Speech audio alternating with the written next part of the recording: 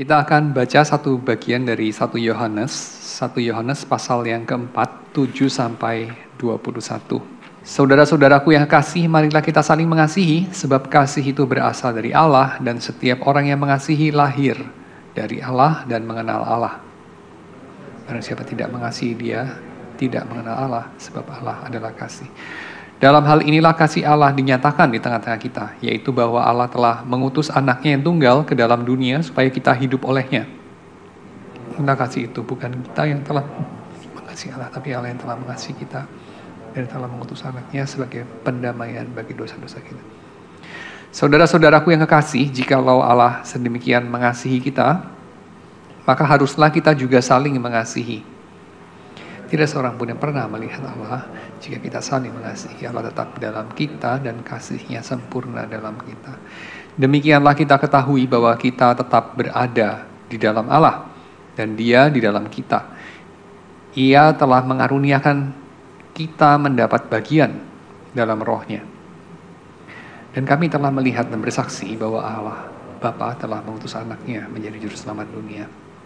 Barang siapa mengaku bahwa Yesus adalah anak Allah, Allah tetap berada di dalam Dia dan Dia di dalam Allah. Kita telah mengenal dan telah percaya akan kasih Allah kepada kita. Allah adalah kasih, dan barang siapa tetap berada di dalam kasih, ia tetap berada dalam Allah dan Allah di dalam Dia. Dalam hal inilah kasih Allah sempurna di dalam kita, yaitu kalau kita mempunyai keberanian percaya pada hari penghakiman. Karena sama seperti Dia, kita juga ada di dalam dunia ini. Dalam kasih tidak ada ketakutan, kasih yang sempurna melenyapkan ketakutan, sebab ketakutan mengandung hukuman. Dan barang siapa takut, ia tidak sempurna dalam kasih. Kita mengasihi karena Allah lebih dahulu mengasihi kita. Jika seorang berkata, aku mengasihi Allah dan dia membenci saudaranya, maka ia adalah pendusta. Karena barang siapa tidak mengasihi saudaranya yang dilihatnya, tidak mungkin mengasihi Allah yang tidak dilihatnya. Dan perintah ini kita terima dari Dia. Barang siapa mengasihi Allah, ia harus juga mengasihi saudaranya. Ya, saya ingatkan lagi apa yang sudah kita bahas dalam pertemuan terakhir ya, yaitu mengenai dosa. Dosa itu bukan cuman pelanggaran. Biasanya kita bicara mengenai dosa hanya dari satu sisi, yaitu dari sisi legal. Dosa sebagai pelanggaran itu nyata di dalam apa yang kita sering ungkapkan, kita sering tanyakan sewaktu bertanya mengenai dosa.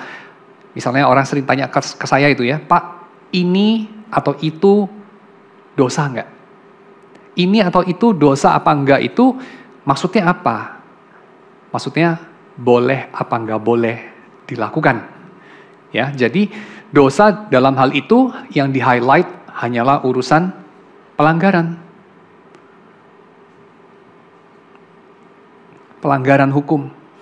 Dan kalau hukum dilanggar, menjadikan kita itu berada dalam satu status tertentu. Apa statusnya? Statusnya adalah bersalah ya. Guilty. Dan apa yang menjadi sisi subjektif dari satu keadaan guilty, bersalah? Ada guilty feeling. Begitu ya. Guilt menghadirkan guilty feeling. Ini bisa tidak sinkron, pertama kita perlu jelaskan sedikit ya. Orang bisa merasa bersalah untuk sesuatu yang dia tidak secara objektif bersalah. Atau sebaliknya, orang bisa tidak merasa bersalah untuk sesuatu yang dia secara objektif merasa bersalah. Betul ya? Dan yang menghadirkan hukuman dari Tuhan, yang menyebabkan seseorang dihukum, itu yang mana? Perasaan bersalah, subjektif, atau keadaan bersalah objektif, yang mana? Subjektif atau objektifnya? Yang bikin seseorang sungguh-sungguh pada akhirnya dihukum oleh Tuhan. Merasa bersalah atau memang bersalah? Yang mana? Memang bersalah kan ya? Bener kan? Kalau kamu memang bersalah tapi kamu tidak merasa bersalah, kamu dihukum nggak? Dihukum juga ya. Kenapa? Karena memang bersalah kan? Tapi kamu bisa tidak merasa. Tapi sebaliknya juga bisa. Kamu merasa bersalah, tapi kamu nggak bersalah. Kamu dihukum nggak? Ya enggak. Benar nggak? Tapi kamu Menderita tidak? Ini dihukum sama menderita sama tidak, ini kan beda ya. Menderita nggak kamu? Walaupun kamu nggak dihukum sama Tuhan, karena memang nggak bersalah kok. Yang kamu langgar hukum manusia. Tapi itu menyebabkan perasaan bersalah, guilty feeling. Menderita nggak kamu? Dengan guilty feeling? Menderita. Tuhan berkenan nggak? Tuhan berkenan nggak kita menderita sesuatu karena hal yang keliru kita pahami. Kita seharusnya tidak merasa bersalah sama hal itu, tapi kita merasa bersalah, lalu kemudian apakah itu berkenan kepada Tuhan? Jelaskan tidak ya. Tapi kalau kita terlalu fokus kepada yang namanya dosa itu adalah urusan pelanggaran, maka biasanya, ini saya coba wakilkan saja ya, pola pikir kita atau logik kita yang biasanya kita nggak ngomong, biasanya kita akan ngomong, udah biar aman aja, merasa bersalah aja, nggak apa-apa. Bener nggak? Seperti orang apa itu? Bayar kelebihan nggak apa-apa, kalau kurang nanti bisa masalah. Jadi udah lebihin dikit aja nggak apa-apa, kan gitu. Ya, karena kita akan bilang apa? Saya lebih strict sampai saya itu tidak melakukan apa yang sebenarnya nggak apa-apa dilakukan. Tapi saya nggak lakukan. Kenapa? Karena saya punya standar lebih tinggi. Ibaratnya kayak apa ya? Kalau orang supply sesuatu under deal ke pabrik mobil misalnya, dia supply apa itu? Baterai atau aki gitu ya. Lalu kemudian dia itu lebih presisi daripada spek yang dibutuhkan. Kira-kira bagus gak? Gak perlu lagi sudah. Ya, gak perlu sampai sepresisi, tapi dia mempertahankan sepresisi itu. Kira-kira lebih bagus gak? Lebih bagus kan dalam hal itu ya? Dan kita pakai logik yang sama kepada Tuhan. Saya mau melampaui ekspektasi Tuhan nih. Tuhan itu bilang misalnya apa ya? Makan apa gitu? Makan hewan ini boleh, ini nggak boleh misalnya. Lalu dia bilang, jangankan ini. Yang boleh aja saya nggak makan, saya vegetarian misalnya gitu ya. Jadi dengan begitu dia mau bilang apa? Saya mau aman.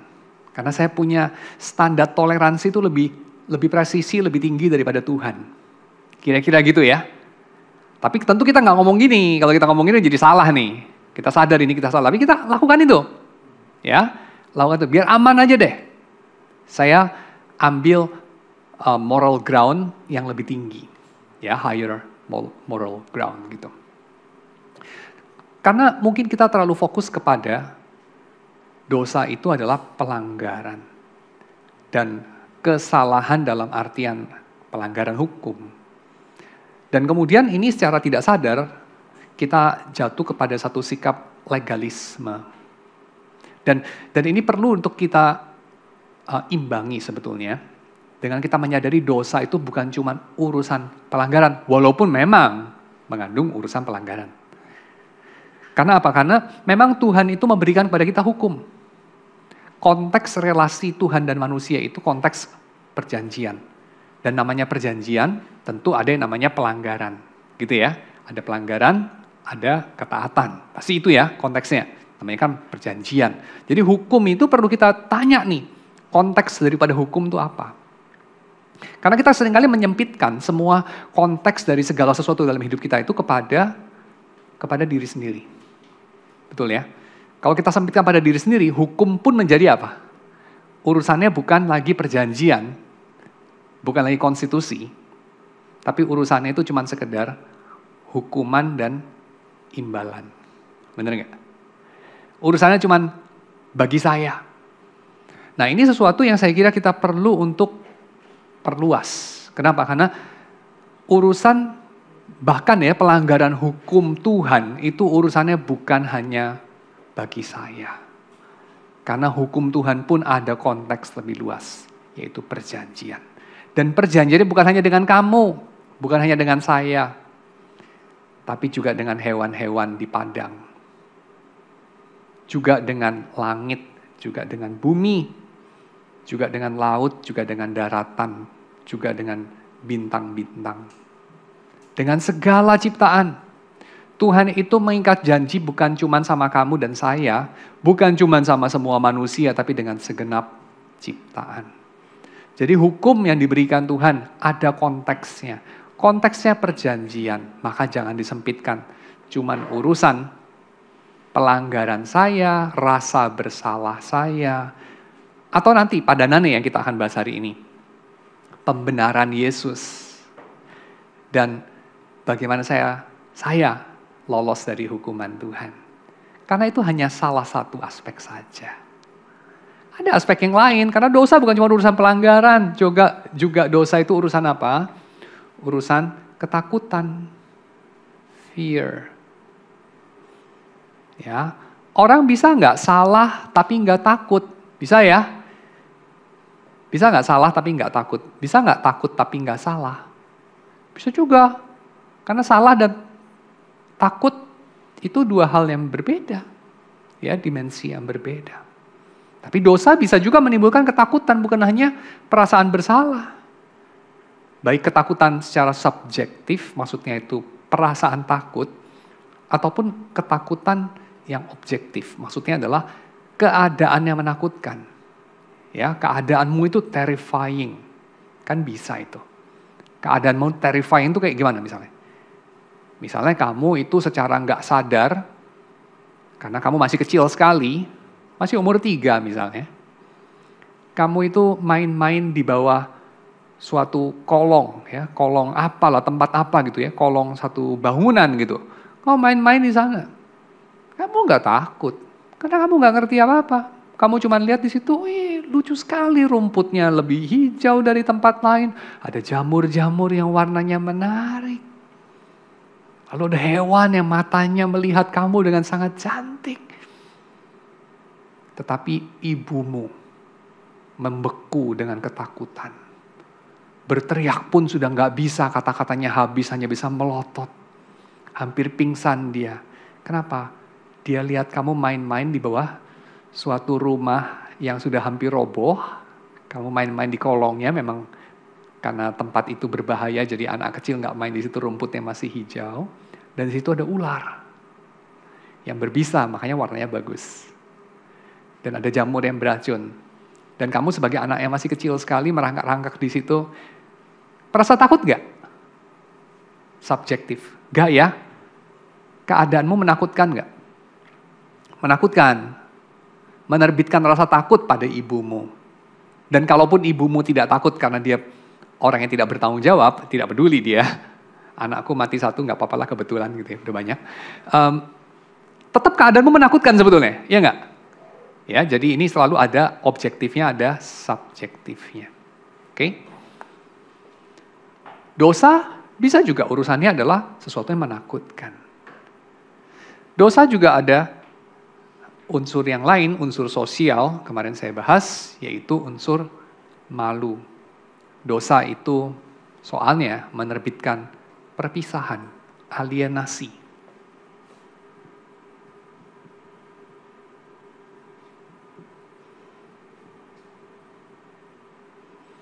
Ya, jadi pelanggaran, teror, dan alienasi. Metafor-metafor yang kita miliki di dalam Alkitab, urusan dosa, memang tidak sesempit pelanggaran hukum saja, pelanggaran aturan, nggak sesempit itu. Betul ya?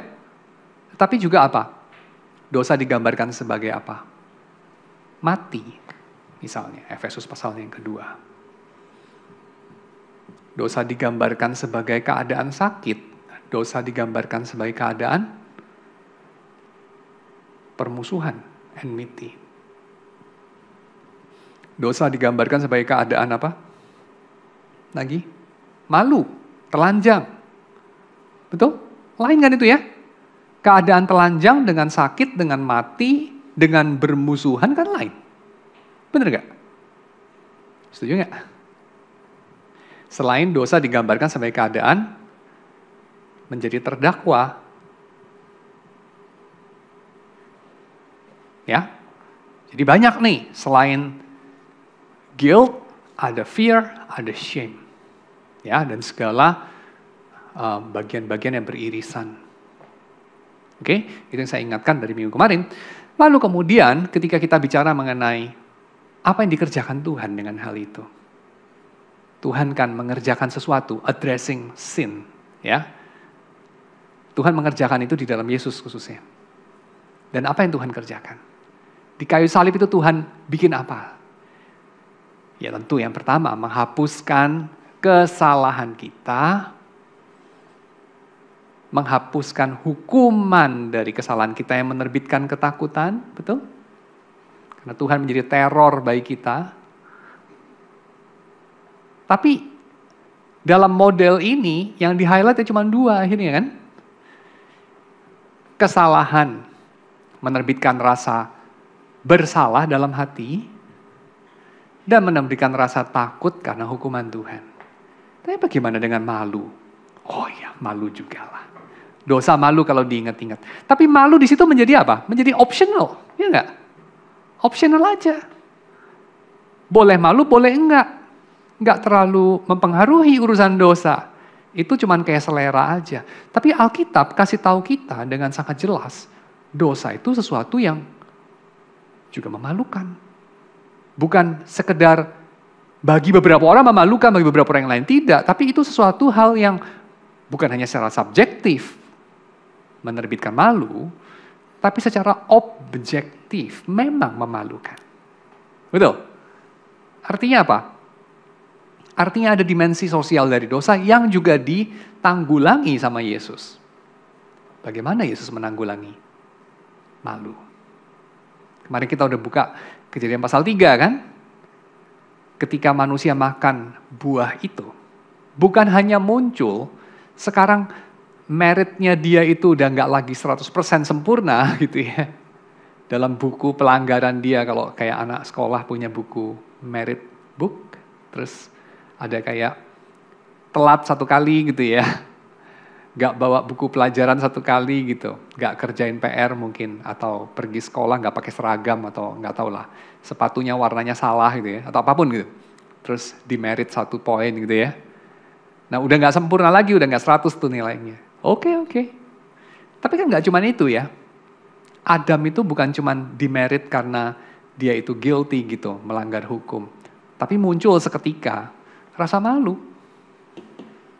Dan rasa malu di situ bukan cuma subjektif rasa malu, tapi objektif, yaitu Adam terpisah dari Hawa, Adam terpisah dari Tuhan, Adam terpisah dari bumi, Adam terpisah bahkan dari dirinya sendiri. Alienasi. Ya. Dan Yesus juga addressing ini. Jadi yang dikerjakan di kayu salib, addressing, menjawab 3-tiganya. Oke? Apa yang dijawab Yesus untuk urusan rasa bersalah dan keadaan bersalah yang objektif? Rasa bersalah dan keadaan bersalah. Ya, ini selalu subjektif dan objektifnya ya, dua-duanya ya. Yesus bikin apa? Bikin atonement ya. Benar gak sih? Atonement kan? Penebusan kan? Penebusan yang bikin yang bersalah jadi seolah-olah gak bersalah. Karena kesalahannya udah ditebus. Jadi ada yang lain yang menanggung. Kan gitu kan logiknya orang Israel kan. Seekor domba yang disembeli atau yang ditumpangi tangan lalu kabur, dibiarkan kabur ke padang belantara kan gitu ya. Mengangkut dosa daripada umat. Dan ini bicara mengenai apa? Kesalahan itu ditebus sehingga seperti tidak ada. Karena hukumannya sudah ditanggung sama yang menebus. Betul ya? Yesus sebagai anak domba Allah. Tapi kan ini enggak berhenti di situ. Karena Yesus itu juga menghapuskan takut kita. Takut kita. Makanya Yesus waktu bangkit, dia enggak bicara, jangan merasa bersalah lagi. Dia ngomong gitu enggak? Enggak secara langsung kan? Apa yang Yesus ngomong? Pertama-tama, jangan takut. Seperti yang dikatakan Tuhan waktu berjumpa sama Abraham. Seperti yang dikatakan malaikat waktu berjumpa sama Maria. Jangan takut. Fear not. Seperti yang dikatakan Tuhan melalui Musa kepada umat Israel. Jangan takut. Ya, karena manusia di dalam dosa bukan hanya dipenuhi oleh rasa bersalah dan kebersalahan dan hukuman dan ketakutan akan hukuman, tapi juga ketakutan akan banyak hal yang lain. Dan mengenai rasa malu, apa yang dikerjakan Yesus untuk addressing itu, untuk menjawab itu? Apa? Rasa malu? Kita kan sudah hafal tuh yang soal rasa bersalah ya. Yesus membenarkan kita, Yesus menjadi kebenaran bagi kita. Justification. Betul. Tetapi apa yang dikerjakan Yesus sehubungan dengan rasa malu? Di sini justification ya. Kalau di sini apa?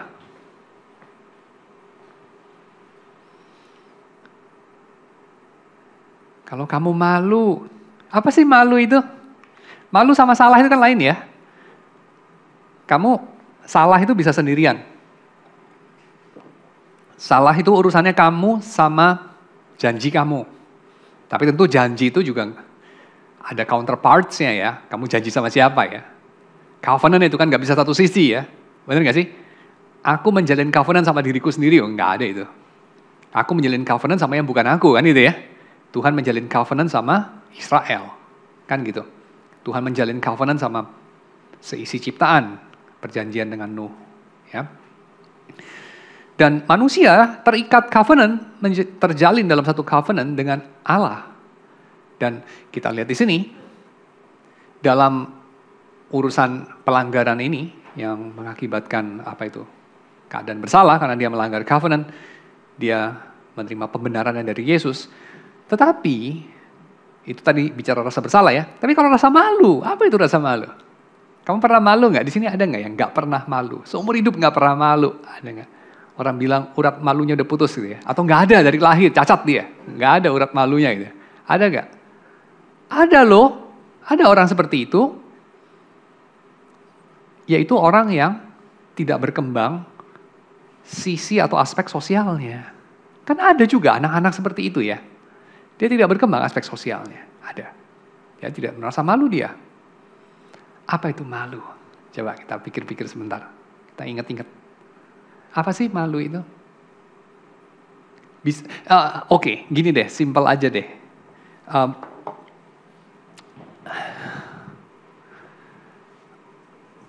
Apa syarat dari malu? Apa syarat dari malu? Syarat dari malu adalah ini, ada orang lain. Bener nggak? Kamu bisa nggak malu kalau nggak ada orang lain? Sebagai contoh, kamu malu itu karena apa ya? Menghasilkan satu karya misalnya, atau kamu punya pendapat misalnya, atau kamu punya jawaban. Ya. Yang kemudian orang lain bilang, goblok banget jawabannya, masa kayak gitu. Aduh, otakmu didengkul ya, jawab kok kayak gitu ya. Jawaban soalnya. Atau kamu menghasilkan satu karya, apa gitu, lukisan ya. Menurut kamu, udah bagus banget, orang lain bilang, wah apa bagus, seleramu jelek banget. Lukisan kayak gitu kok bagus. Nah, gitu ya. Terus kamu malu, ya kan? Nah, malu itu selalu ada counterparts-nya orang lain. Terus kamu bilang, enggak kok, aku bisa malu sendiri kok, makanya aku nggak pernah menampilkan karya aku kan gitu ya. Aku itu punya buku kumpulan puisi, ada 1000 puisi aku tulis, nggak pernah aku terbitkan, karena malu-maluin kan gitu ya. Nah waktu kamu bilang gitu, bukan berarti bahwa kamu malunya itu nggak ada orang lain. Ada orang lain, tapi orang lainnya itu dalam imajinasi kamu. Kamu bayangkan kalau orang lain lihat, wah mereka ketawa sampai perutnya sakit gitu ya. Puisi kok kayak gini, jelek banget nih. Apa ini orang ini narsis banget. Dia kira dia bakat bikin puisi, wah apa ini. Terus kamu minder, terus kamu gak terbitkan kan gitu. Nah itu artinya apa? Ada orang lain gak? Ada kan? Dalam imajinasi kamu. Bayangkan, kalau tidak ada orang lain. Atau kedua, kamu tidak peduli sama sekali pendapat orang lain. Malu nggak? Gak ada malu kan? Betul ya? Tapi bisa nggak tercapai itu? Ya bisa, Tapi saya nggak akan pakai istilah tercapai, soalnya tercapai itu kan cita-cita yang bagus kamu tidak punya sekarang terus kamu nanti kepengen punya kan itu ya. Itu namanya tercapai. Tapi kan yang seperti ini kan satu kecacatan sebenarnya, masa tercapai. Saya mau mencapai keadaan saya nggak bisa jalan, kan aneh sekali. Saya mau saya mencapai keadaan saya kuat jalan 100 km nggak berhenti, itu kan baru pencapaian kan gitu ya. Pencapaian kan bukan dari lebih bisa jadi kurang bisa, tapi pencapaian dari bisanya segini jadi segitu, ya lebih bisa lagi. Jadi orang tidak mencapai keadaan tak peduli sama lingkungan atau orang lain punya pendapat. Ya, karena itu satu disabilitas, satu keadaan yang tidak baik. Ya, kenapa kita bisa bilang itu tidak baik? Karena kita bisa katakan sebagai orang Kristen lah ya, kita bisa katakan Tuhan menciptakan kita sebagai makhluk persekutuan, ya enggak? Dan persekutuan itu, kapan tuh bersekutu itu? Di mana sih persekutuan itu terjadi dan kita hidupi? Kita suka bilang, wah ini Gary ini nggak ada persekutuan gitu ya. Kenapa persekutuan itu loh? Makan bareng, mungkin main pingpong bareng kalau di sini ya. Ngobrol, camping bareng, hiking bareng, wah itu persekutuan. Saya setuju, itu persekutuan. Tapi persekutuan apakah hanya itu? Gak juga. Persekutuan bukan hanya terjadi pada saat kita beraktivitas badani bersama. Tapi persekutuan juga terjadi ketika kita sedang sendiri-sendiri, yaitu dengan adanya kehadiran orang lain. Dalam ingatan kita, dalam imajinasi kita, dalam diri kita. Keadaan itulah yang membuat kita berpikir-pikir, bercita-cita, melakukan sesuatu atau tidak melakukan sesuatu. Benar tidak? Coba kamu pikir. Waktu kamu beli baju deh. Beli baju kan sendirian. Enggak juga sih, beli baju kadang-kadang rame-rame juga ya. Tapi let's say lah, milih baju, beli baju, nyoba baju kan sendirian. Waktu kamu milih nyoba beli baju itu, kira-kira ada nggak sih kehadiran orang lain dalam pengambilan keputusan kamu? Ya ada kan? Misalnya kalau saya lagi nyoba-nyoba baju ya, yang saya coba itu baju perempuan misalnya. Saya nyoba-nyoba rok gitu ya. Kira-kira kan dalam benak saya nanti diketawain Gerin kan kira-kira gitu, ya enggak? Ini kok Gerin pikir apa nih kalau saya pakai rok gitu ya gereja kan? Nggak mungkin kan? Jadi saya tidak akan beli baju perempuan untuk saya pakai, takut diketawain sama Om Gerin kan gitu. Jadi ada kehadiran orang lain lah di dalam diri saya ketika saya sendirian. Jadi kita itu selalu hidup di hadapan wajah yang lain. Itu adalah sebagaimana kita diciptakan. Kita itu diciptakan begitu, didesain begitu, kita itu makhluk sosial. Jadi kalau kita bercita-cita, saya itu mau kebal terhadap pandangan orang lain. Saya mau gak peduli sama pandangan orang lain. Saya ya saya. Itu namanya otentik. Saya akan bilang, iya mungkin itu reaksi sih. Reaksi dari keadaan melulu hidup bagi orang lain. Mungkin ya, which is itu juga gak sehat. Tapi, itu juga tidak otentik. Karena manusia itu gak diciptakan begitu. Gak didesain begitu. Manusia itu diciptakan untuk hidup bagi sesamanya. Bukan untuk jadi keset orang lain ya, tapi untuk hidup bagi sesamanya. Dan hidup di hadapan wajah sesamanya. Baik ketika sedang bersama-sama, beraktivitas bersama, dalam proksimitas, jaraknya dekat-dekat, tapi juga ketika kita sedang sendiri. Ya. So, rasa malu itu muncul di mana? Rasa malu itu muncul dari sini. Penolakan. Atau ingatan akan penolakan. Atau imajinasi. Atau proyeksi akan penolakan. Kan itu ya. Itu menerbitkan rasa malu. Itu adalah esensi dari rasa malu. Rasa malu itu chaotic sifatnya. Karena kita tidak tahu basically apa yang akan terjadi. Makanya kita meletakkannya dengan kalimat atau satu pernyataan interrogatif kan ya mengenai rasa malu. Kita ngomongnya apa? Apa kata orang nanti kan gitu kan? Apa kata orang nanti, tanda tanya. Itu mengekspresikan rasa malu yang ada dalam diri kita. Ketika kita nggak tahu lah misalnya apa gitu ya, berpikir-pikir untuk mengecat mobil kita pakai warna psikedelik gitu ya, atau pakai warna pelangi atau apapun gitu. Terus kita pikir-pikir nggak jadi kenapa? Apa kata orang nanti, kan gitu. Nah kenapa dibilang kalimatnya interrogatif, apa kata orang nanti? Karena kita nggak tahu. Kita nggak tahu. Itu open-ended, itu wilayah chaos, tak terkendali. Dan kita tidak suka itu. Kira-kira kalau kita melakukan sesuatu yang membanggakan, kita punya pikiran itu enggak? Apa kata orang nanti? Contoh, kita belajar keras supaya masuk perguruan tinggi yang bagus, yang dianggap hebat.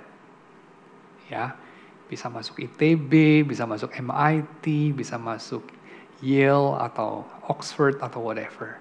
Kita kira-kira kalau sudah diterima, kita masuk beasiswa lagi. Kita ngomongnya gitu nggak? Apa kata orang nanti saya masuk Oxford? Gitu nggak kira-kira? Nggak. Tapi sebenarnya kamu tahu nggak orang akan bilang apa? Nggak tahu juga kan? Sama kan? Benar nggak? Orang bisa ngiri, orang bisa seneng, orang bisa pura-pura seneng tapi ngiri sebenarnya. Macam-macam kan? Kan kamu nggak tahu orang bisa akan ngomong apa kan? Tapi kenapa kamu tidak bilang? Apa kata orang nanti? Saya menang Nobel nih, apa kata orang nanti? Kamu nggak pernah ngomong itu. Kenapa? Padahal sama-sama nggak tahu kan? Tapi nggak tahu yang ini adalah sesuatu yang kamu merasa diterima. Nggak tahu tuh nggak apa-apa. Tapi kalau yang itu, kamu mengalami takut ditolak. Nggak tahu tuh apa-apa. Kenapa yang satu itu nggak tahu itu apa-apa, yang lain tuh nggak tahu itu nggak apa-apa? Karena kamu yakin, karena kamu merasa secure. Walaupun untuk itu kamu letakkan di atas dasar yang salah ya, yaitu apa? Keberhasilan kamu itu dasar yang kurang secure sebetulnya, karena orang kan nggak selalu bisa berhasil ya. Tapi oke lah, ini untuk highlighting aja perbedaan antara keadaan di mana kamu merasa aman dengan keadaan di mana kamu merasa tidak aman. Untuk kamu tahu, apa itu rasa malu? Malu itu. Kamu anxious, kamu khawatir orang bisa menolak kamu. Orang itu walaupun tidak tahu, tidak merasa perlu untuk anxious. Dan in fact memang anxious ya, bukan muncul dari pertimbangan rasional lalu karena merasa perlu untuk anxious terus ya anxious gerak gitu ya, enggak sih. Tapi otomatis ya anxious itu kan muncul aja tiba-tiba. Nah coba kita pikir anxious ya, kekhawatiran itu munculnya dari mana? Munculnya itu bukan dari ketidaktahuan per se, bukan. Anxious itu munculnya dari ketidaktahuan. Tetapi adanya sense mengenai datangnya chaos yang kamu tidak berdaya untuk mencegahnya. Chaosnya dari mana? Chaosnya dari sini. Orang menolak kamu. Chaos secara sosial. Itu namanya malu. Dipermalukan tuh itu. Coba kamu pikir ya, orang itu, kamu merasa malu kan? Gak pernah itu ya. Direncanakan, gak pernah kamu. Itu deliberate action tuh gak pernah kan. Malu gerak terus mukamu merah, wis gitu ya. Tunggu, belum 5 menit. Nanti malunya 5 menit lagi kan. Gak gitu kan. Malu itu kan spontan kan. Malu gitu. Nah malu itu apa sih ingredients-nya sehingga bisa terjadi. Dari percakapan kita tadi, kita sudah tahu. 1, dari keterciptaan kita. Saya nggak pernah lihat kepiting merasa malu loh. Walaupun orang bilang, aduh dia itu malu banget, saya mukanya merah kayak kepiting. Tapi saya nggak pernah lihat kepiting itu malu. Karena kepiting bukan mamalia toh. Kepiting itu otaknya itu. Otak kepiting di mana ya? Otaknya kepiting tidak mampu merasa malu. Nggak cukup kompleks dia. demikian udang, ya, demikian reptil lah saya kira, bukan makhluk sosial dia. Tapi mamalia ini kayak manusia, itu makhluk sosial. Kita bisa merasa malu. Karena yang lain itu penting buat kita, ya, penting untuk dipertimbangkan emosinya gitu, ya, dalam hal ini penerimaan atau penolakan. Dan Yesus itu addressing rasa malu kita itu dengan apa sih? Ada yang tahu? Ini tentu standar ya dalam soteriologi reform. Tuhan Yesus itu adalah pembenaran bagi kita ya, justification itu addressing trespasses, guilt, jelas. Tapi kalau shame, Yesus adalah apa? Adalah jalan, adalah sesuatu yang diberikan oleh Tuhan sehingga kita diadopsi oleh Tuhan. Ya enggak? Adoption. Di dalam Yesus kita mengalami adoption. Kita diberikan status yang baru. Sebagai anak, relasi kita sama Tuhan itu berubah. Bukan berubah dalam arti bersalah jadi nggak bersalah, tapi outsider jadi insider. Dari ditolak jadi diterima. Ya. Nah, sekarang kamu sadar nggak sekarang? Kenapa orang di rumah sering melakukan hal yang malu-maluin kalau dilakukan di luar? Dan kenapa anak-anakmu sering malu sama kamu? Anak remaja khususnya ya, anak remaja kan jaim ya. Itu seringkali malu kalau orang tuanya ikut-ikut gitu ya. Atau orang tuanya itu, komen-komen ya di sosmed dia atau apapun gitu. Kenapa? Karena orang tua sering malu-maluin menurut mereka kan. Kenapa ya orang tua malu-maluin? Karena orang tua itu orang rumah. Dan orang rumah by default ya malu-maluin. Kenapa? Karena di rumah kita nggak perlu malu kan. Di rumah kita tak punya rasa malu lagi. Ya tidak. Kalau di rumah kamu masih penuh dengan rasa malu, itu namanya rumahmu bukan rumah. Itu mungkin rumah kos. Bukan rumah. Rumah sejati, kamu tidak perlu malu. Kenapa? Kamu tahu tak ada seorang pun menolak kamu di situ. Mereka bisa nggak setuju sama kamu ya. Menolak ini bukan berarti menerima ini bukan berarti setuju semua perbuatan ya, atau sikap ya, bukan. Tapi kamu tak pernah ditolak. Ya. Yang ditolak itu ya tindakanmu, sikapmu, perbuatanmu, nah itu ditolak bisa ya. Tapi kamu enggak. Ya, kamu enggak akan pernah. For better or worse, kamu itu anak saya, kamu itu ayah saya, istri saya, suami saya, nah itu. Ya, walaupun kamu baik, walaupun kamu buruk. Tak ada yang bisa mengubah itu. Itu bicara mengenai rasa malu dan bagaimana obatnya. Ya. Jadi rasa bersalah bicara mengenai doing, tindakan. Rasa malu bicara mengenai diri. Mengenai siapa kamu, bukan mengenai apa yang kamu lakukan. Dan itu sebabnya obatnya juga menyasar kepada siapanya kamu itu. Kalau rasa bersalah, addressing, apa yang kamu lakukan? Kamu melakukan pelanggaran, ya diadres pelanggaran itu. Tapi kalau rasa malu, karena dirimu yang memalukan, makanya diadres ya dirimu. Dengan cara apa? Bukan dengan dibenarkan, tetapi dengan diterima. Yang diterima bukan tindakannya ya, orangnya. Oke? Tuhan itu menempelkan identitasnya kepada umat Israel, kepada orang Kristen, kepada manusia berdosa. Ya, dengan demikian dia mengadopsi mereka. Lalu rasa takut ya tentu saja diadres dengan cara apa? Tuhan memberikan jaminan ya, warrant. Orang kan suka pakai istilah itu ya, bener nggak sih? Warranty card. Beli mobil listrik, wah udahlah nggak apa-apa lah beli aja. Kenapa? Ada garansinya kok. Baterainya nanti kalau rusak mahal loh, itu ya 30 juta, bisa 70 juta.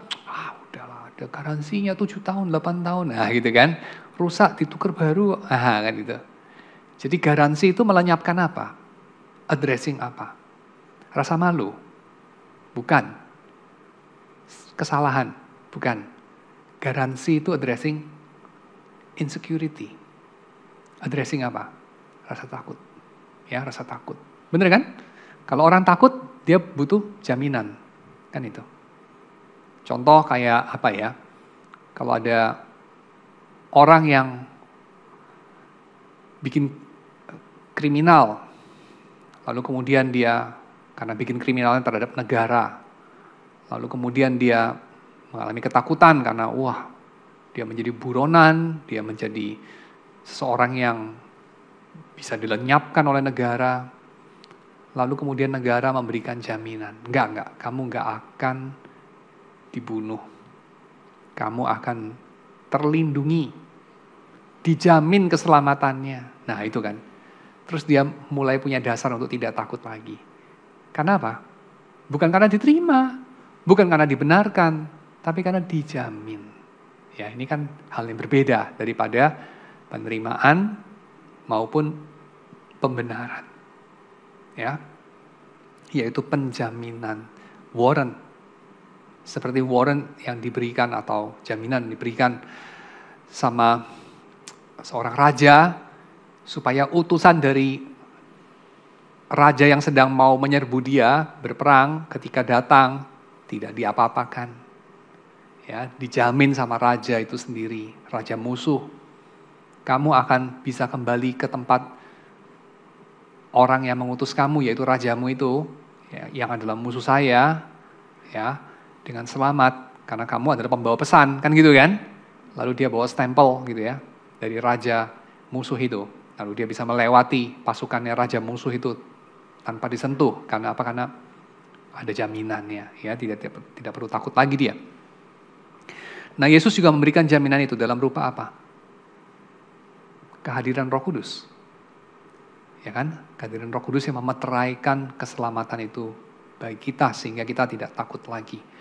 Nah, sekarang saya mau masuk kepada bagian kita hari ini, yaitu tapi masalahnya kalau saya mengajak kita untuk sama-sama reflektif. Apakah kita masih mengalami sengat dosa itu menyetir hidup kita? Seberapa jauh sengat dosa itu menyetir hidup kita? Apa saja sengat dosa itu? Sehubungan dengan 3 hal atau 3 aspek utama daripada dosa ini, saya bagi menjadi 3 sengatnya. Yang satu, sengat ketakutan. Yang kedua, sengat rasa malu.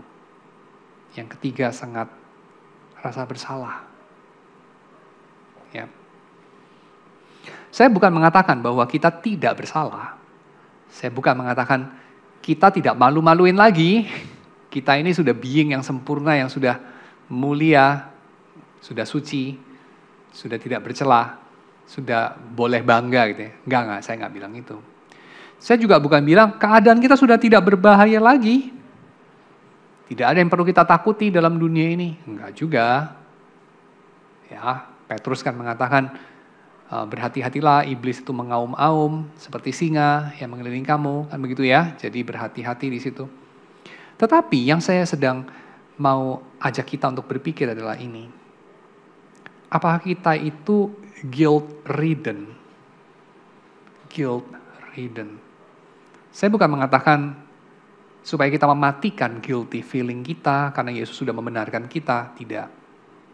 Tapi apakah kita guilt-ridden? Ditunggangi oleh rasa bersalah. Yang kedua, apakah kita itu dibuat menjadi tidak melakukan ini, tidak melakukan itu, atau dengan lebih gigih melakukan ini atau melakukan itu karena rasa malu?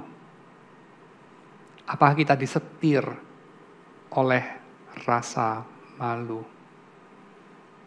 atau gengsi mungkin pada sisi yang sebaliknya. Ya, gengsi, muka. Apakah itu yang menyetir kita? Yang ketiga, apakah kita itu disetir juga ya, didorong gitu ya, oleh rasa takut, fear driven atau fear hindered, ya, dua hal itu. Entah didorong, entah dihalangi oleh rasa takut. Dan kalau kita mau lanjutkan poin ini, kita akan bilang, setiap kita perlu merenungkan pertanyaan berikut. Jika Kristus sudah membenarkan kita, maka siapakah penuduh kita? Sehingga kita melakukan ini atau itu, baik itu sesuatu perbuatan yang baik maupun perbuatan yang buruk ya, dengan didorong oleh rasa bersalah. Nah itu, ya. Jadi kalau Kristus memang sudah menjadi pembenaran bagi kita, mengapa kita itu melakukan ini dan itu untuk membenarkan diri kita sendiri? Itu yang pertama. Yang kedua, kalau Kristus sudah menjadi jalan kita diadopsi oleh Tuhan, Tuhan mengatakan iya kepada kita, menerima kita, maka mengapakah kita masih mencari penerimaan dari hal-hal yang lain? Misalnya dari kita entah ya berprestasi mungkin, atau bahkan ini yang lebih subtle ya, mentaati perintah Tuhan atau melayani Tuhan, atau menjadi saleh, atau menjauhi dosa bahkan demi bisa diterima oleh Tuhan, atau demi tidak dipermalukan di masyarakat. Jika Kristus adalah adopsi kita ya, jika Kristus itu membuat kita diadopsi oleh Tuhan ya, mengapa kita seolah-olah ingin menebus sendiri muka kita? Kenapa kita masih bersikeras berusaha melakukannya sendiri? Dan yang ketiga, jika Kristus sudah memberikan jaminan bagi kita, mengapa kita masih dihalangi atau didorong oleh rasa takut? Ya, atau bahkan mungkin malah lebih ironis lagi, menakut-nakuti orang lain ya, fear mongering. Mengapa? Bukankah di dalam kasih tidak ada ketakutan seperti Yohanes tadi katakan? Ya. Dan kasih yang sejati itu adalah jalan satu-satunya menuju kepada kebenaran, dan kebenaran membebaskan. Jadi kasih itu membebaskan. Maka perlu kita memikirkan, mengapa kita yang percaya bahwa Tuhan itu sudah membenarkan kita, menerima kita, dan memberikan jaminan, kita masih disetir oleh rasa bersalah, rasa malu, dan rasa takut. Mengapa? Saya duga jawabannya adalah ini. Karena kita memang menerima secara proposisi bahwa Yesus mati menggantikan saya sehingga saya tidak dihukum. Kita menerima secara proposisi bahwa Yesus ditolak oleh dunia ini. Bahkan Allah Bapa memalingkan mukanya dari Yesus, meninggalkan Yesus. Yesus itu menanggung malu kita. Dan Yesus juga membuka jalan kepada kerajaan Allah sehingga roh diberikan kepada kita. Ya. Yesus naik ke surga, kemudian Roh Kudus turun 10 hari kemudian, kita adalah orang-orang yang sudah menerima jaminan itu. Ya, tetapi mungkin ini, kita itu hanya setuju secara proposisi. Asensus, ya, asensus. Setuju pada proposisi itu. Tetapi kita tidak sungguh-sungguh menaruh percaya kita kepada apa yang dikerjakan Tuhan dalam Yesus. Alias kita tidak sampai kepada fidusia ya, kita tidak sampai kepada trust, kita hanya sampai kepada asensus. Dan kalau kita hanya sampai kepada asensus ya, notitia dan asensus, pengetahuan mengenai yang benar itu, dan persetujuan bahwa itu benar, maka kita hanya sampai kepada apa yang Yakobus katakan sebagai iman dari setan-setan. Ya. Yakobus pasal 2 ayat 19 mengatakan, engkau percaya bahwa hanya ada satu Allah saja itu baik, tetapi setan-setan pun juga percaya akan hal itu dan mereka gemetar. Dan ini bicara mengenai apa? Bicara mengenai iman tanpa perbuatan. Ya, dalam ayat yang sebelumnya dikatakan, mungkin ada orang berkata padamu ada iman dan padaku ada perbuatan.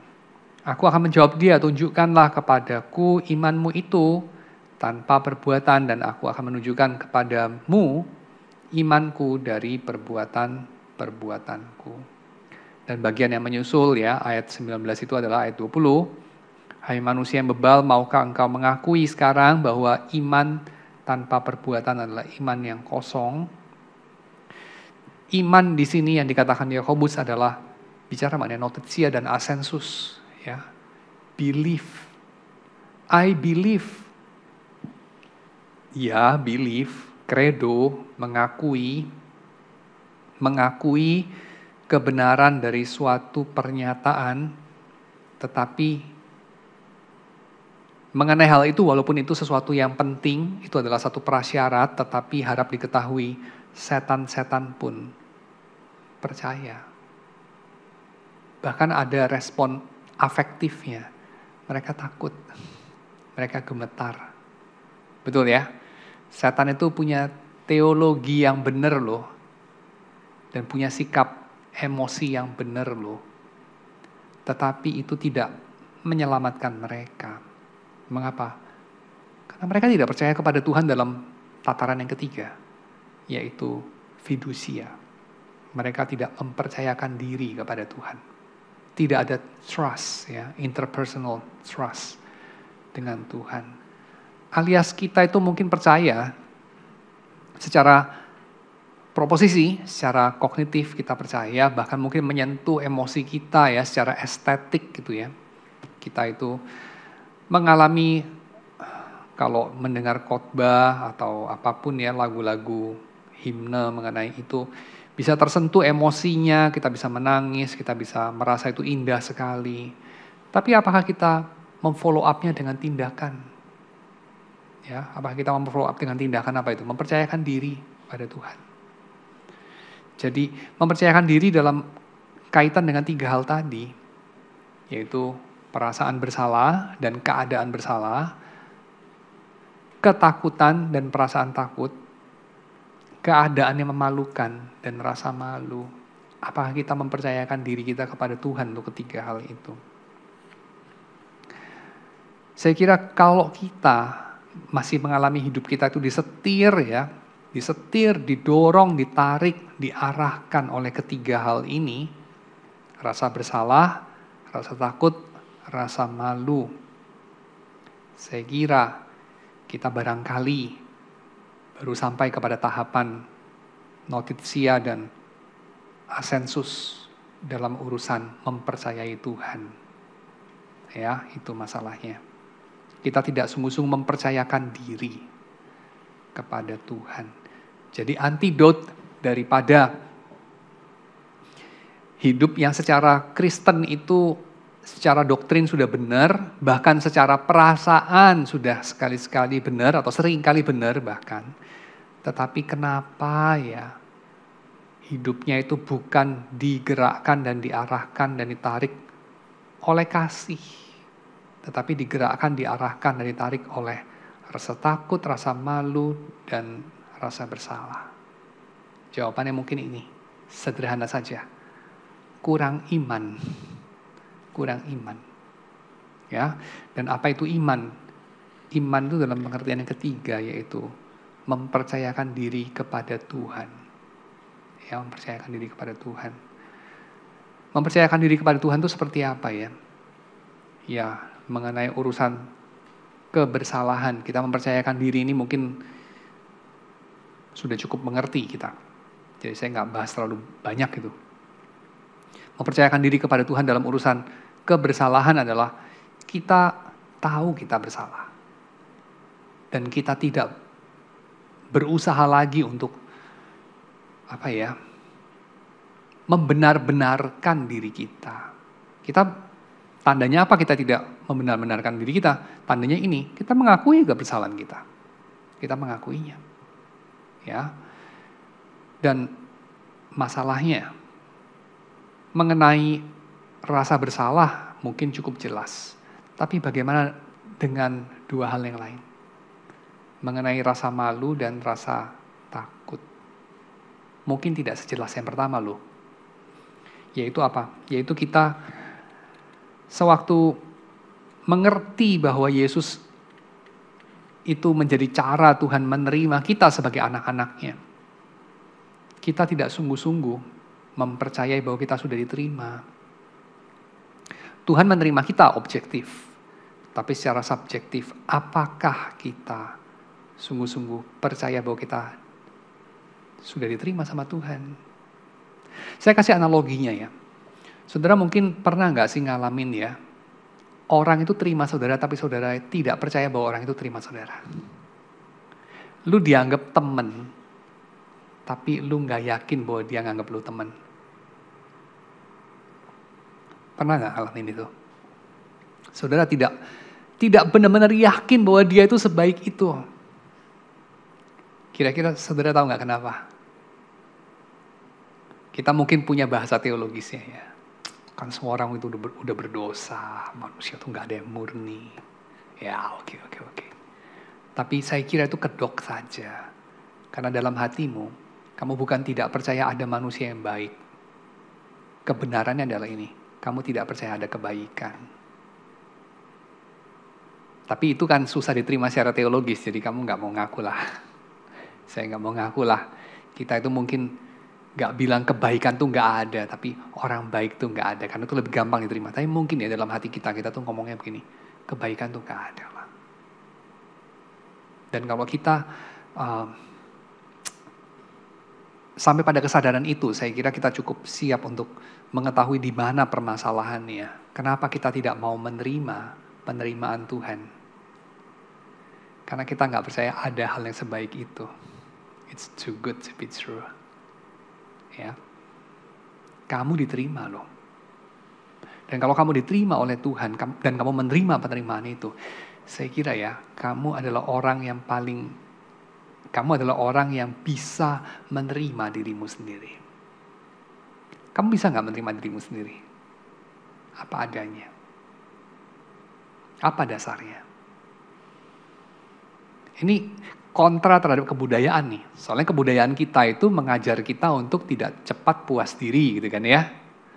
Kebudayaan kita tuh menganggap kalau lu malu sama diri sendiri bagus, itu pecut untuk kamu maju kan gitu kan. Dan kita itu suka denying anak-anak kita terhadap afirmasi dan validasi. Ya.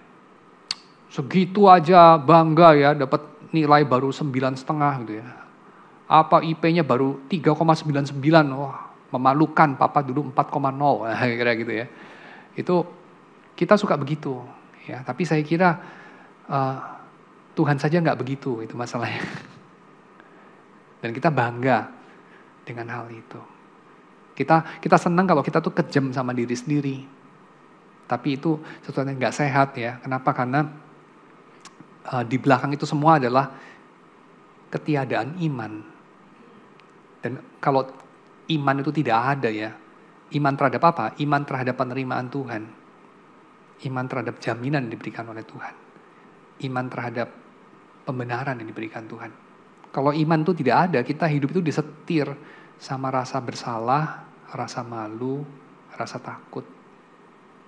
Atau sebaliknya, rasa benar diri, rasa bangga diri, dan overconfident. Sama aja. Orang yang overconfident kayak dia berani sama siapapun ya. Itu bukan orang yang tidak disetir oleh rasa takut, dia juga disetir oleh rasa takut. Orang yang sepertinya itu benar sendiri ya, self-righteous, bukan orang yang tidak merasa bersalah, atau tidak disetir oleh rasa bersalah, dia juga disetir oleh rasa bersalah. Kenapa dia self-righteous? Karena dia merasa perlu untuk membenarkan dirinya sendiri. Kenapa dia merasa perlu membenarkan dirinya sendiri? Defense terus ya. Karena dia tahu kalau bukan saya membenarkan diri saya, lantas siapa kan gitu kan. Dan itu tanda apa? Tanda tiadanya iman bukan? Kalau bukan saya membenarkan diri saya, membela diri saya, lantas siapa? Lantas siapa itu ada jawabannya kan? Siapa? Yesus. Dan dia bukan membenarkan dosamu. Dia menebus kamu. Kalau bukan saya yang membuat diri saya membanggakan, ya dengan apalah kerja keras, menjaga citra diri, menjaga reputasi, nama baik, you name it. Lantas siapa? Nah, ini tanda ketidakpercayaan juga. Lantas siapa itu kan ada jawabannya. Yesus yang di dalamnya Allah menerima kamu. Kalau Allah menerima kamu peduli apa kata orang lain? Kan itu. Ya, jadi rasa bersalah, rasa malu, dan rasa takut ini gak selalu muncul dalam bentuk negatif begitu ya, karena kita tahu itu yang negatif-negatif ini kan gak disukai orang, ya ditolak. Jadi mungkin juga muncul dalam bentuk positif, tapi tetap sama itu. Itu adalah tanda dari ketiadaan iman kepada Tuhan. Ya, tanda penolakan kepada Tuhan. Dan itu adalah dosa, ya, dosa di dalam jantung yang paling mendasarnya adalah itu. Kita say no kepada Tuhan. Ya. Dan kita say no kepada Tuhan itu dalam hal ini kita say no terhadap pertolongan Tuhan. Tuhan datang menolong kita mengatakan enggak, gue bisa sendiri. Ya. Dan untuk orang seperti ini tidak ada pertolongan. Sebab yang menolong ya hanya Tuhan. Kalau dia say no sama Tuhan ya sudah, selesai.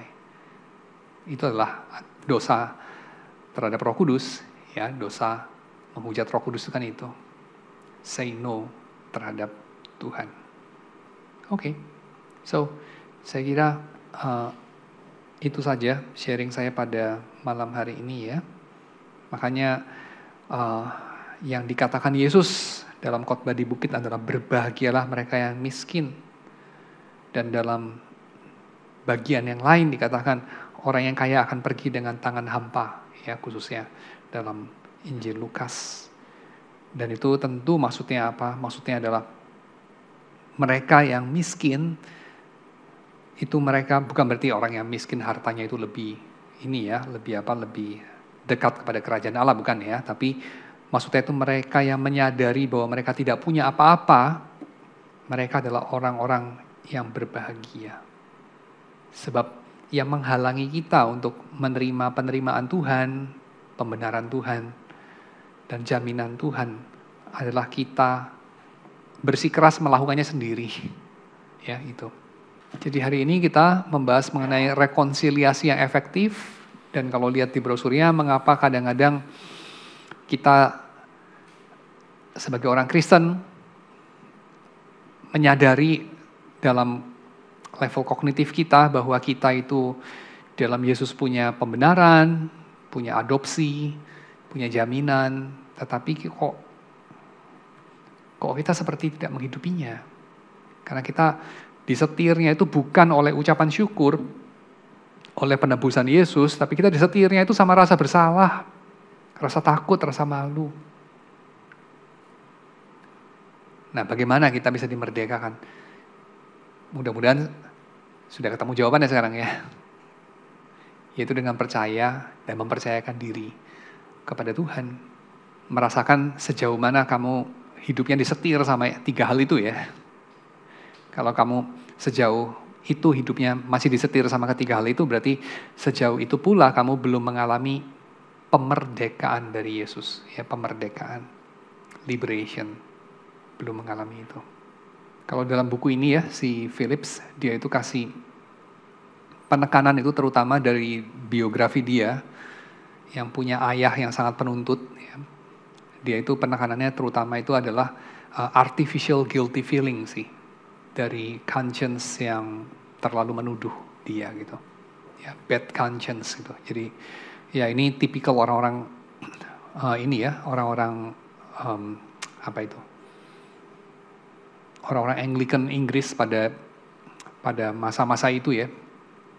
Mereka itu punya problem dengan rasa bersalah yang berlebihan akibat legalisme gitu. Jadi problem dia itu legalisme. Jadi ya dia punya emphasis lebih dalam hal itu. Jadi rasa bersalah yang artificial, yang dipicu oleh sesuatu yang bukan dari Tuhan ya. Jadi mungkin dipicu oleh kebudayaan Kristen gitu. Kebudayaan Kristen. Kalau lu nggak begini, nggak begitu, ya, nggak pelayanan caranya begini, caranya begitu, lu mungkin bukan orang pilihan gitu. Atau kamu mungkin tidak pernah percaya kepada Yesus gitu ya. Dan seterusnya. So itu rasa bersalah yang artificial, yang Yesus sendiri tidak pernah menuntut hal itu. Ya. Atau rasa malu yang artificial. Atau rasa takut yang artificial. Dan itu semua membuat hidup kita sia-sia aja. Ya. Jadi hidup kita tuh jadi gak ada gunanya gitu. Karena harusnya hidup kita gak dalam track itu ya. Dalam track yang lain. Bukan dalam track digerakkan oleh rasa bersalah, rasa takut, dan rasa malu. Tapi digerakkan oleh rasa syukur. Ya. Itu. Jadi love driven, bukan fear driven. Gratitude driven. Ya, bukan shame driven. Lalu di-justified oleh penyerahan diri kita kepada Tuhan, lalu kita di-justified. Tapi kan dalam realitas sehari-hari kita seringkali jatuh ke dosa yang sama berulang lagi, sehingga guilty feeling itu gak hilang-hilang gitu Pak, malah mungkin bertambah. Itu gimana jadinya Pak? Dan yang kedua, itu mengenai sakit, apakah itu kondisi berdosa atau gimana? Ada ayat kalau kamu dalam kondisi sakit, kalau kamu sakit kamu tidak berdosa lagi, kira-kira begitu Pak. Ya. Jadi sakit itu kondisi berdosa, tapi juga ada ayat yang mengatakan sakit belum tentu karena dosa. Oke, jadi mungkin ini ada salah menangkap ya soal sakit yang saya pakai di sini adalah sakit dalam pengertian metaforis. Jadi bukan literal apa misalnya diabetes gitu ya, COVID gitu, akibat dosa atau enggak, bukan itu. Tapi sakit dalam pengertian metafor. Jadi dosa sebagai penyakit. Itu kan Alkitab memang pakai itu istilah itu ya, dosa sebagai penyakit. Nah ini kan sense-nya berbeda dengan dosa sebagai pelanggaran hukum. Nah itu dalam pengertian itu. Penyakit itu kan satu keadaan. Keadaannya berhubungan dengan ketidakmampuan. Nah dosa itu begitu gambarannya. Jadi dosa itu menyebabkan kita tidak mampu berfungsi normal sebagai manusia. Kalau orang sakit kan fungsinya tidak normal ya. Misalnya orang sakit apa? Kakinya lumpuh ya, kan manusia normalnya bisa jalan, ini kok nggak bisa jalan kan itu. Nah, kalau dia dikuasai dosa tertentu, apa? Dikuasai sama amarah yang dia tidak bisa kendalikan misalnya gitu ya. Duh, manusia itu normalnya bisa kendalikan, oh ini udah bisa kendalikan, malah hidupnya dikendalikan oleh marah misalnya gitu ya. Sampai dia melakukan sesuatu yang dia sendiri nggak mau. Misalnya nggak tahu apa gitu, saking marahnya dia itu sama tukang benerin piano yang menurut dia goblok banget gitu ya. Terus dia ambil martil pianonya sendiri dihancurkan sama dia di depan teknisi yang benerin piano itu misalnya gitu ya. Kan merugikan diri sendiri. Setelah melakukan itu dia juga merasa kok goblok banget ya. Tapi tidak kuasa mengendalikan itu. Kenapa? Karena dia marah kan gitu ya. Atau karena dia marah, ya less ekstrim lah ya. Kalau orang melakukan itu biasanya enggak ya, karena takut rugi juga. Tapi yang less ekstrim lah. Misalnya mengeluarkan kata-kata yang menyakitkan orang lain misalnya. Terus kalau dipikir-pikir, ngapain gue ngomong gitu ya? Goblok banget itu. Tapi ya at that moment nggak bisa enggak. Karena apa? Dikendalikan kemarahan. Misalnya gitu ya. Nah itu kan seperti sakit. Betul enggak? Agak kurang tepat kalau kita pakai metafora yang lain yang juga benar dipakai Alkitab, yaitu pelanggaran. Ya memang melanggar sih, ya mengeluarkan kata-kata yang dengan sengaja, dengan kejam menyakiti orang lain, salah pasti. Tapi kurang tepat atau kurang mampu untuk menggambarkan keadaan itu. Keadaan itu lebih bisa digambarkan sebagai orang yang sedang sakit, kan itu. Jelas ya Pak ya? Jadi sakit di situ bukan dalam pengertian, oh sakit, berarti berdosa dia sakit, atau gara-gara dosa dia jadi sakit. Bukan. Gitu ya. Terus kedua, dosa yang berulang tadi ya. Jadi bagaimana dengan dosa yang berulang? Kan kalau dosa berulang ya pasti menimbulkan rasa bersalah yang lebih lagi. Nggak tentu juga sih, ada juga yang dosanya berulang, saking seringnya berulang, udah kebal dia, biasa banget gitu ya. Dia malah merasa kayak, loh ini biasa banget karena udah melakukan dosa ini dari sejak aku muda gitu kan. Jadi ini sudah bukan dosa lagi, bisa juga. Saya akan mengatakan apa? Ya, di satu sisi, guilty feeling itu tidak bisa jadi patokan yang mutlak untuk dosa. Karena dosa itu bisa ya, dosa gak merasa guilty.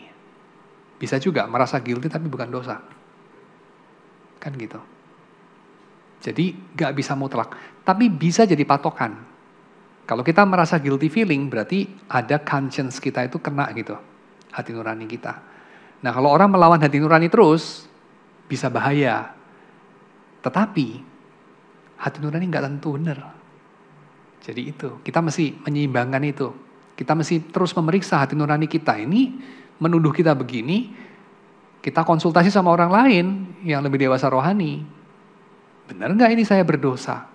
Jangan-jangan sebenarnya enggak, cuma merasa bersalah aja. Itu. Tapi di sisi yang lain, kalau orang lain terus-menerus mengatakan ya dan komplain dan segala macam, terus kita bilang, tapi hati nurani saya tidak terganggu, hati nurani saya tidak menuduh saya. Lu jangan seneng dulu, hati nurani lu nggak nuduh dulu, artinya hati nurani lu salah juga bisa kan? Gitu.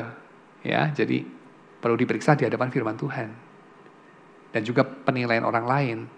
Tapi benar, saya setuju kalau dosa berulang, tentu saja ada kendala di situ yang perlu diadres. Kalau memang itu dosa ya, dan bukan sekedar rasa bersalah ya. Kalau itu memang dosa. Tapi berulangnya ini berulang berapa kali dulu ya. Karena pergumulan dengan dosa ini tentu beda antara kayak berulang Pak 10 kali. Dengan berulang Pak, 10 juta kali Pak. Itu kan lain itu ya. Kalau 10 juta kali itu mungkin, ya memang gak ada niatan serius untuk bertobat gitu ya. Tapi kalau berulang 10 kali gitu ya, mungkin ya memang perlu waktu. Nah kayak gitu misalnya. Karena ini kan lain ini. Mesti lihat dari case by case. Ada guilt, rasa bersalah, ada fear, ada shame gitu ya. Itu mereka itu dosa ataukah efek dosa atau penyebab dosa atau apa ya? Jadi dosa itu kalau kita fokusnya kepada perbuatan, maka ya kita akan sampai kepada pertanyaan ini. Jadi ini efek perbuatan itu ya, gitu kan. Tapi saya coba menyadarkan bahwa dosa itu bukan hanya perbuatan. Dosa itu juga, kalau dalam bahasa Inggris kan bukan hanya doing, tapi juga being. Gitu ya. Nah itu sesuatu yang nanti kita akan lihat, itu sebabnya Alkitab pakai metafora dosa itu banyak benar gitu.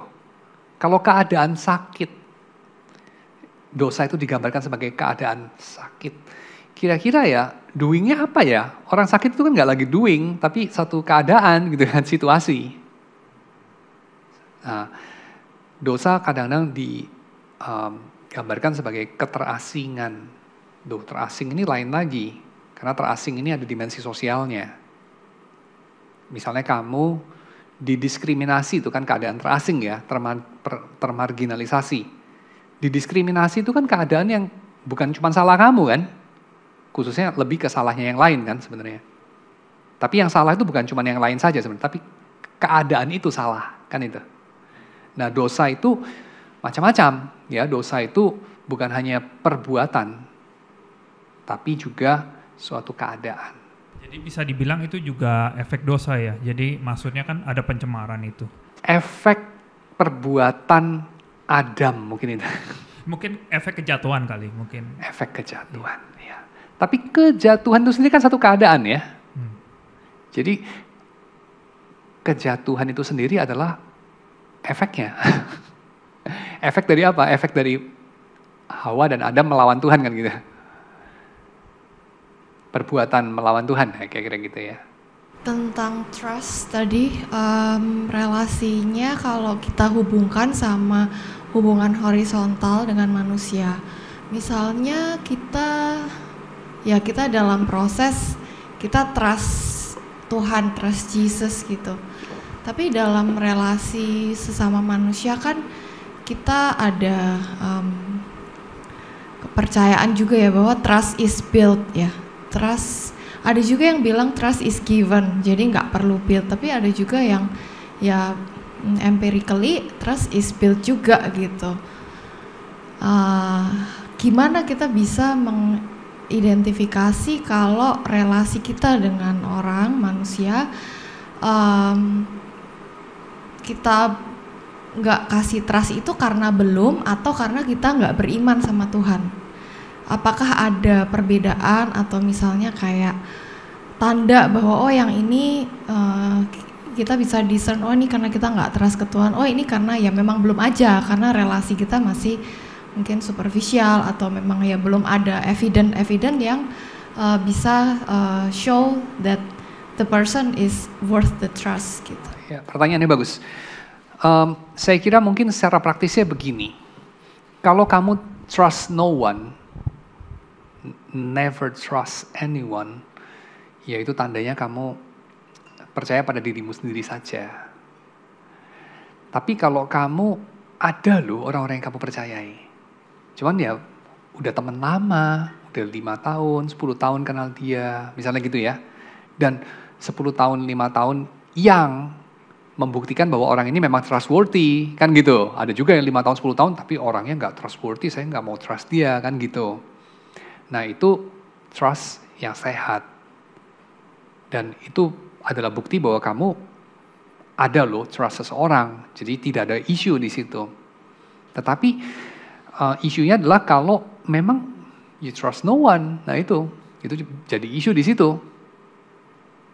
Nah jadi saya kira ini sesuatu yang dalam tataran praktis tidak terlalu sulit lah untuk dibedakan. Dan saya katakan, ya trust itu perlu ada loncatnya juga lah. Kali-kali awal itu perlu ada loncatnya ya. Tapi kira-kira mungkin begini, kepercayaan yang besar jangan diberikan kepada orang yang belum terbukti bisa dipercaya. Kan itu.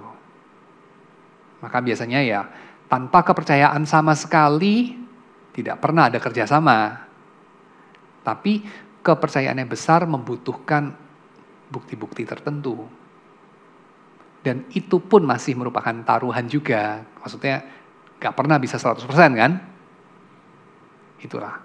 Tapi kalau kita mempercayakan sesuatu yang sangat penting, besar sekali, kepada orang yang kita tidak ada dasar untuk mempercayai dia karena baru kenal, itu kebodohan sih. Itu bukan percaya Tuhan. Itu kecerobohan. Itu menurut saya. Kira-kira mungkin begitu. Itu kan Bapak tadi sebut itu ya Pak, di Yakobus dia bilang kalau setan-setan kan juga bisa percaya bisa percaya kalau kebenaran-kebenaran yang bersifatnya itu kan asensus apa gitu. Nah, tapi kalau sampai ke arah yang ke fidel itu fidusia ya. Fidusia itu kan satu hal yang berbeda. Nah, tanyanya saya ini adalah kalau orang tersebut hanya percaya kepada yang hanya asensusnya aja tapi tidak sampai kepada fidusia, apakah orang itu udah diselamatkan gitu loh.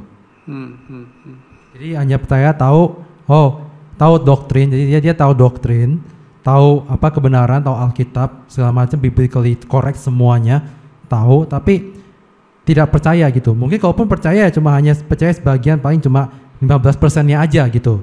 Yang lainnya tidak dipercaya, masih skeptical gitu. Jadi itu pertanyaan apakah orang itu udah selamat gitu loh atau belum?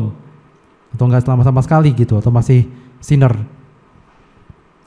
Tentu jawaban yang paling finalnya hanya Tuhan yang tahu. Tetapi kita bisa melihat indikasi bahwa orang yang hanya percaya dalam tataran teori tapi tidak mempercayakan diri, ya dia tidak punya relasi sama yang dirujuk oleh teori itu. Itu aja. Jadi yang menyelamatkan kita itu Tuhan, bukan teori mengenai Tuhan. Bukan doktrin keselamatan yang menyelamatkan kita. Tapi Tuhan yang adalah juru selamat yang menyelamatkan kita. Itu ya kira-kira. Jadi bagaimana Tuhan menyelamatkan kita dengan menghadirkan dalam hati kita kehidupan, namanya kelahiran baru, lalu memberikan kepada kita iman, itu pun pemberian Tuhan. Lalu dengan iman itu kita bisa mempercayakan diri dengan berani kepada Tuhan. Kenapa kita bisa mempercayakan diri dengan berani kepada Tuhan? Karena dua hal. Yang satu adalah pekerjaan Kristus dalam sejarah, dan yang kedua kesaksian Roh Kudus dalam hati kita. Dua hal itu ketemu. Dan itu biasanya kita seperti nonton Tuhan bekerja. Kita nggak bisa kerja sendiri, kita nggak bisa make it happen. Roh Kudus yang make it happen, Yesus yang make it possible to happen. Karena kalau enggak, ya nggak ada case kan ya. Kalau Yesus nggak pernah menggenapkan pekerjaan keselamatan di kayu salib, nggak ada case. Tapi kalaupun itu terjadi di dalam sejarah, tapi Roh Kudus tidak bersaksi dalam hati kita, melahirbarukan kita juga nggak ada case juga buat kita. Jadi ya perlu dua-duanya. Dan dalam tahapan itu kita seperti penonton. Loh kok gua jadi gini ya? Kok gua jadi tertarik sama Alkitab? Kok gua jadi menyadari dosa-dosa gua? Biasanya gua nggak pernah kepikiran soal itu. Misalnya gitu. Gitu kira-kira cara bekerjanya. Ada dua pertanyaan Pak. Ini pertanyaannya agak kontradiktif sih sebenarnya. Jadi yang pertama itu kan tadi ada 3 rasa kan, rasa malu, rasa takut dan rasa bersalah. Nah ini sih pemikiran manusia ya. Bagaimana apakah dengan selama kita bisa melakukan kehendak Tuhan, ketiga hal itu bisa hilang Pak? Kan soalnya kan 3 hal itu kan kalau bisa dibilang efek dosa. Nah kalau kita melakukan kehendak Tuhan, apakah 3 hal itu bisa hilang?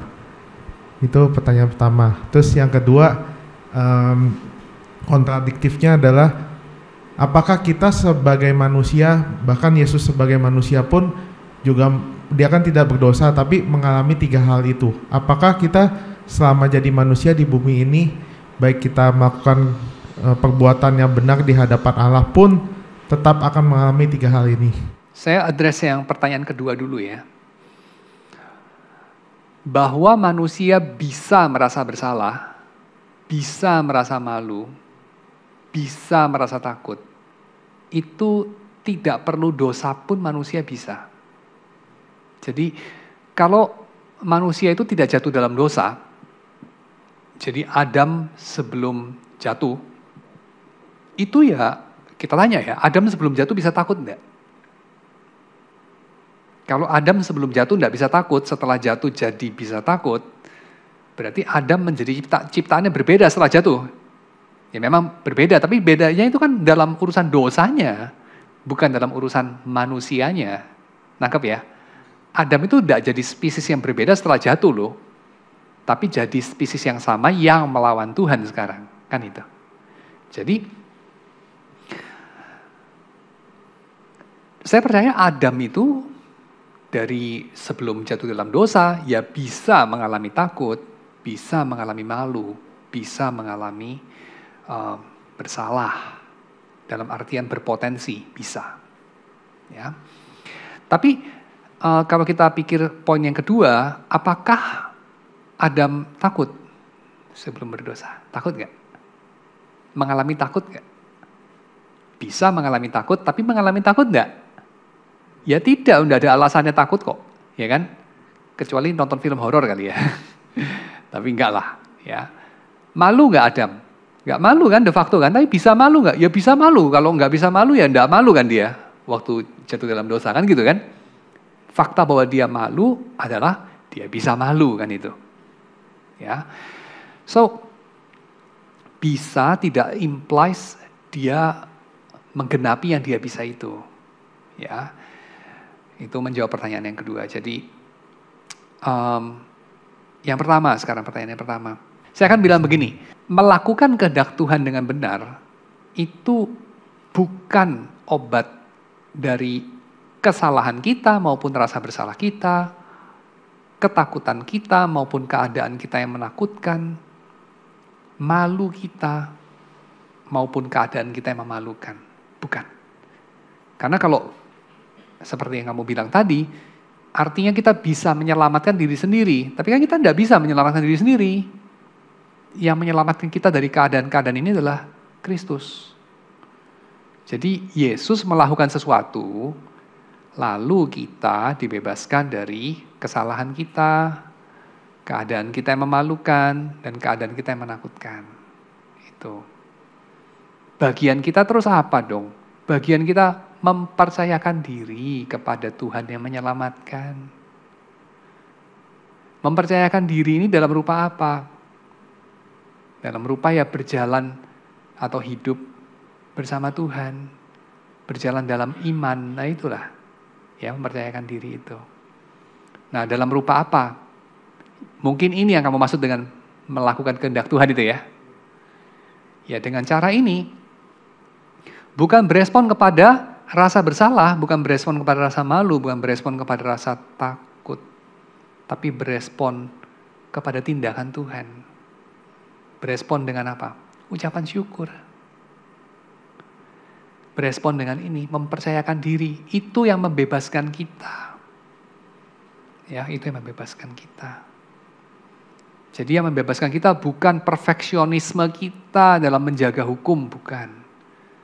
Ya, bukan tebal muka kita sehingga kita tidak malu, bukan. Atau kenekatan kita sehingga kita nggak takut, bukan.